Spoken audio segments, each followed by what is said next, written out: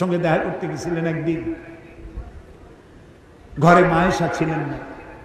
হযরত ওমর সালাম দিয়ে ঘরের মধ্যে ঢুকে দাঁড়ায় দাঁড়ায় কাঁদতেছেন, বাচ্চা শিশুর মতো ডুকরে ডুকরে কাঁদছে। রাসূলুল্লাহ জিজ্ঞেস করছেন, ওমর কান্দো কেন? হযরত ওমর বলছেন, আমি বিশ্ব নবীর ঘর দেখতেছি, ছোট্ট একটা ঘর, এক কোনায় একটা সরাহি পানি রাখার পাত্র কাইতে হয়ে পড়ে আছে, একটা গ্লাস কাইতে হয়ে পড়ে আছে,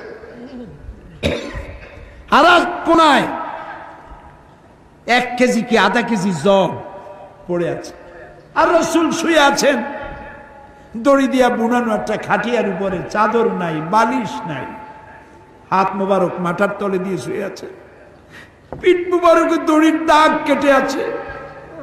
হযরত ওমর বলছেন, ইয়া রাসূলুল্লাহ, আমি তো বরদাস্ত করতে পারছি না, বিশ্বনবী তার পিঠে দড়ির দাগ,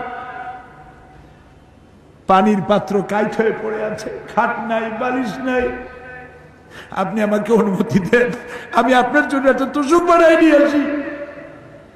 রাসূলুল্লাহ বললেন, ওমর, আমি তো দুনিয়ায় শান্তি করতে আসি নাই, আমি যদি ওহদ পাহাড়কে বলি, ওহদ আমার জন্য সোনায় পরিণত হয়ে যা, ওহদ পাহাড়টাই সোনা হয়ে যাবে, শান্তি করতে আসি নাই।